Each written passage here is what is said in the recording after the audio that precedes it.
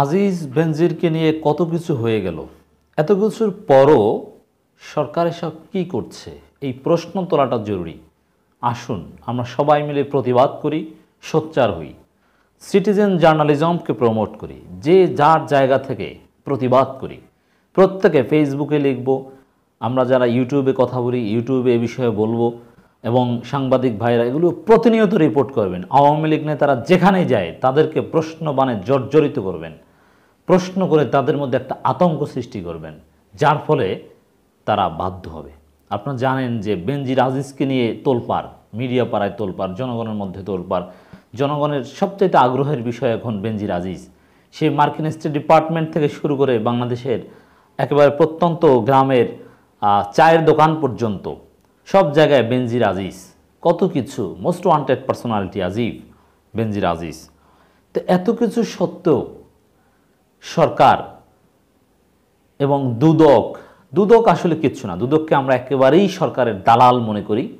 তো এই জন্য দুদক যেহেতু স্বাধীন নয়, দুদকের কথা আমরা বলতে রাজি নই। মূলত সরকার, মানে সরকার যা চাইবে দুদক তো সেটাই করবে। তো সরকার আজিজের বিরুদ্ধে ব্যবস্থা নিতে এত ধীরগতি কেন? এর মানে কাউকে বুঝতে না দিয়ে সুযোগ দিচ্ছে আজিজকে, এই তো? কেন সুযোগ দিচ্ছে এই প্রশ্ন আমরা তুলতে চাই। আমরা এই আলোচনা করছি 16 জুন 24 সমকালের একটা রিপোর্ট কয়েকদিন আগের, আজিজের বিরুদ্ধে অনুসন্ধানে দুদকের ধীর চলনীতি। কেন ধীরে চলনীতি? এটা মানুষ বুঝে। সরকার এখানে একটু ভাব নেবে যে না, আমরা সূক্ষ্মভাবে তদন্ত করছি, তদন্ত প্রক্রিয়া তো সময় লাগবে, অথবা এখানে তো খুব দ্রুত করা কিছু নেই। কিন্তু না, এগুলো বুঝে মানুষ। কেন ধীরে চলনীতি? ধীরে চলনীতির কারণ একটাই, যে আজিজের সম্পত্তি হস্তান্তরের সুযোগ করে দেয়া, আজিজের ব্যাংক হিসাব এবং আজিজের বিদেশ গিয়ে পালিয়ে কোথায় থাকবে এগুলো সব আগে বন্দোবস্ত করা, তারপরে আজিজকে হঠাৎ করে ধরবে, তার মধ্যে আজিজ জায়গা মতো চলে যাবে। মানে আজিজের নিরাপত্তা নিশ্চিত করার জন্যই, ধন সম্পত্তি পাচার করার সময় দেওয়ার জন্যই দুদকের ধীরে চলনীতি, অন্য কোনো কারণ থাকতে পারে না। কেন সরকার এই ধীরে চলনীতিতে বিশ্বাসী? কারণ আজিজকে যদি যথাযথ সম্মানের সাথে নিরাপদ জায়গায় ধন সম্পত্তি নিয়ে চলে যেতে দেয়া না হয়, তাহলে সরকার আরও অনেক রাঘব বলের নাম আজিজ বলে দিতে পারে, যার ফলে সরকার এতটুকু সম্মান আজিজকে দিতে বাধ্য হচ্ছে। এটাই হচ্ছে এই সমকালের এই রিপোর্টের ব্যাখ্যা। আজিজের বিরুদ্ধে অনুসন্ধানে দুদকের ধীরে চলনীতির কারণটা কি?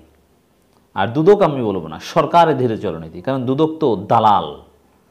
কারণ দুদক তো আজিজকে আগেই সার্টিফিকেট দিয়ে দিয়েছে, আজিজের দোষ নেই, দুদকের মহাপরিচালক বলে ফেলেছে, মানে তার উপর ওহী নাজিল হয়েছে। না হলে কীভাবে বললেন যে আজিজের দোষ নাই? তদন্ত তো এখন পর্যন্ত করেনি। চিন্তা করেছেন দালালের একটা লিমিট থাকা দরকার। সাবেক সেনাপ্রধান জেনারেল অবসরপ্রাপ্ত আজিজ আহমেদের দুর্নীতির অভিযোগে অনুসন্ধানে ধীরে চলনীতি অনুসরণ করছে দুর্নীতি দমন কমিশন। তার বিরুদ্ধে গত 29 মে ক্ষমতার অপব্যবহার, অনিয়ম ও দুর্নীতির অভিযোগ কমিশনে জমা দেওয়া হলেও গত বৃহস্পতিবার পর্যন্ত অভিযোগটি আমলে নেওয়া হয়নি। এখন পর্যন্ত এটি কমিশন যাচাই বাছাই কমিটিতে আছে। মানে একেবারেই পরিকল্পিতভাবে সরকার সুযোগ দিচ্ছে যে নিরাপদে তোমার জায়গা, তোমার সম্পত্তি নিশ্চিত করি, যেন লুকিয়ে বা পালিয়ে থাকেও যেন বাকি জীবনটা খুব অভিজাতভাবে চালাতে পারো। এই জন্য যা করা দরকার সেই সুযোগ দেওয়া হচ্ছে। নাহলে যাচাই বাছাইতে এখনও, মানে এর চাইতে কোনো আলোচিত ইস্যু নাই। আমি তো বললাম যে মার্কিন স্টেট ডিপার্টমেন্ট থেকে শুরু করে বাংলাদেশের চায়ের দোকান এখন আজিজ ইস্যু, অথচ সেটা ফাইল নিচে পড়ে থাকে দুদকের। একেবারেই প্রতিষ্ঠিত দালাল দুদক। দুদক সূত্র জানায়, জেনারেল আজিজের বিরুদ্ধে অভিযোগ যাচাই বাছাই করতে 6 জুন প্রতিরক্ষা মন্ত্রণালয়ের সচিব, স্বরাষ্ট্র মন্ত্রণালয়ের সচিব ও নির্বাচন কমিশন সচিবের কাছে চিঠি দেওয়া হয়।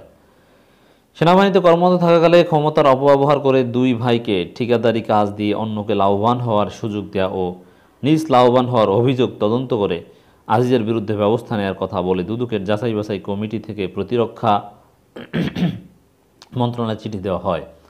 এছাড়া তার এক ভাইয়ের পাসপোর্ট নেওয়ার ক্ষেত্রে জালিয়াতির অভিযোগ তদন্ত করে ব্যবস্থা নেওয়ার অনুরোধ জানিয়ে স্বরাষ্ট্র মন্ত্রণালয়ে চিঠি পাঠানো হয়। ইমিগ্রেশন ও পাসপোর্ট অধিদপ্তর স্বরাষ্ট্র মন্ত্রণালয়ের অধীনে থাকায় ওই চিঠি সেখানে পাঠানো হয়। জেনারেল আজিজের আরেক ভাইয়ের জাতীয় পরিচয়পত্র গ্রহণের ক্ষেত্রে জালিয়াতির অভিযোগ তদন্ত করে ব্যবস্থা নেয় সুপারিশ করে চিঠি দেওয়া হয়েছে নির্বাচন কমিশনে। 3টি প্রতিষ্ঠানেই অভিযোগ তদন্ত করে দায়ী ব্যক্তিদের বিরুদ্ধে ব্যবস্থা নিয়ে এ সম্পর্কিত তথ্য লিখিতভাবে দুদককে জানাতে বলা হয়েছে, কিন্তু কোনো অগ্রগতি নাই। কেন অগ্রগতি নেই? অগ্রগতি থাকবে না।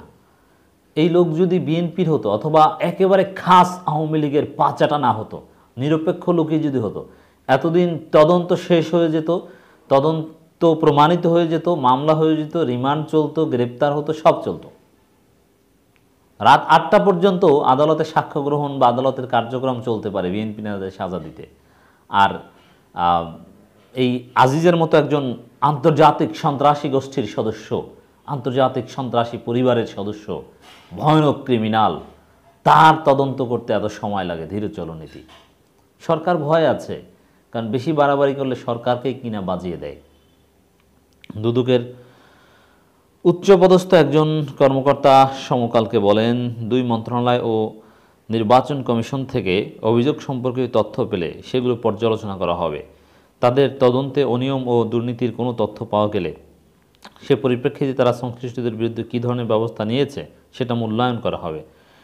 এসব ক্ষেত্র অপরাধ হয়ে থাকলে এবং আইন অনুযায়ী ব্যবস্থা নেওয়া না হলে দুদক নতুন করে ওই সব অভিযোগের বিষয়ে অনুসন্ধান শুরু করবে।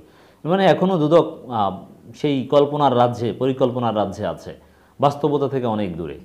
বোঝা যায় যে মার্কিন যুক্তরাষ্ট্রকে দেখানোর জন্য একটা লোক দেখানো পদক্ষেপ তারা হয়তো বা নেবে, কিন্তু খুব ধীরে আস্তে, যাতে আজিজের জীবনযাত্রার উপরও কোনো প্রভাব না পড়ে।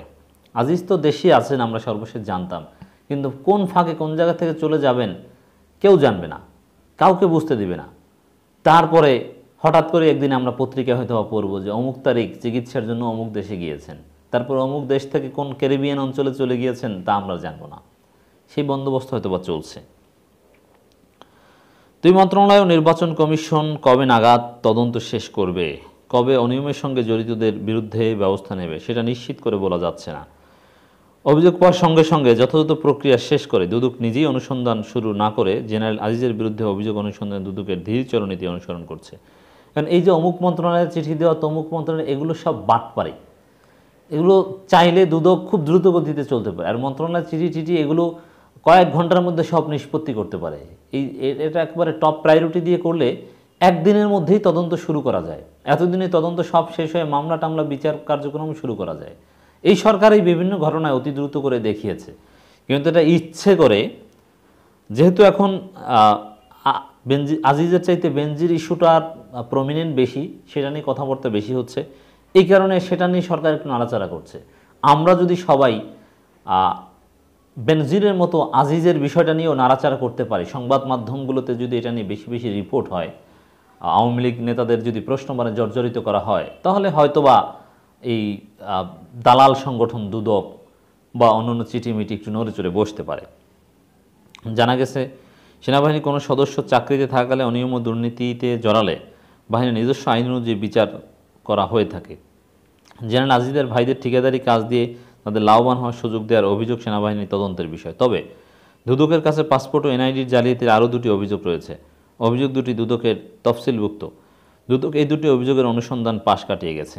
বুঝতে পারছেন দুদক কীভাবে পাশ কাটিয়ে গেছে? দুদক মোটা অঙ্কের টাকা খেয়েছে হয়তোবা। এখন এগুলো আর কি, আপনারা আসল জায়গায় তখন হাতই দেননি। তার যে পাহাড় সম্পত্তি, প্লট, ফ্ল্যাট, অমুক তমুক জমি, সেগুলো নিয়ে তো এখন মধ্যে নাড়াচাড়াই হয়নি। সুনির্দিষ্টভাবে মানব জমিন তদন্ত করে দেখিয়েছে। পত্রিকা তদন্ত করতে পারে, তার সম্পত্তি সব বের করে ফেলতে পারে, আর দুদক কিছু পারে না। আজিজ আহমেদের বিরুদ্ধে ক্ষমতার অপব্যবহার, অনিয়ম ও দুর্নীতির অভিযোগে সুপ্রিম কোর্টের আইনজীবী অ্যাডভোকেট সালাউদ্দিন রিগান দুদকে জমা দিয়েছেন গত 29 মে। এতে আজিজের 2 ভাই হারিস আহমেদ ও তোফায়েল আহমেদ জোসেফের জালিয়াতি করে এনআইডি পাসপোর্ট, এগুলো স্বরাষ্ট্র মন্ত্রণালয়ের কাজ। তো এগুলো এভাবেই ধীরে চলনীতিতে অবশ্যই সরকার আজিজকে নিরাপদে চলে যাওয়ার সুযোগ করে দিচ্ছে। এখন কারা এই ভয়ানক মাফিয়া পরিবারের মাফিয়া সদস্য জনাব আজিজকে নিরাপদে চলে যাওয়ার চোখের সামনে অভিযোগ অনেকটা বিশ্বাসযোগ্যভাবে সামনে আসার পরও চোখের সামনে থেকে বিচার এড়িয়ে চলে যাওয়ার সুযোগ তৈরি করে দিচ্ছে, আমাদের আগ্রহ কিন্তু তাদের দিকেও। তাদের মধ্যে প্রথম দিকে আছেন দুদকের মহাপরিচালক, যিনি হয়তো বা ওহির ভিত্তিতে কিংবা স্বপ্নের ভিত্তিতে। আমাদের সাংবিধানিক সংস্থার লোকজন তো এখন স্বপ্ন ঘুমের মধ্যে ঘুমান দিনে, তো ঘুম থেকে উঠে হঠাৎ অনেক কিছু বলে ফেলেন। এখন তিনিও স্বপ্ন দেখেছেন কিনা বা ওহী নাজিল হয়েছে কিনা যে আজিজের কোনো দোষ নেই। এখন এভাবে যারা তাকে দায়মুক্তি দিচ্ছে, একদিন কিন্তু তাদেরও বিচার হবে। তারাও আমাদের নজরদারিতে আছে, জনগণের নজরদারিতে আছে ইনশাল্লাহ। এগুলো পত্রিকার রিপোর্ট হবে এবং তার উপর ভিত্তি করে একদিন তাদের বিচার হবে।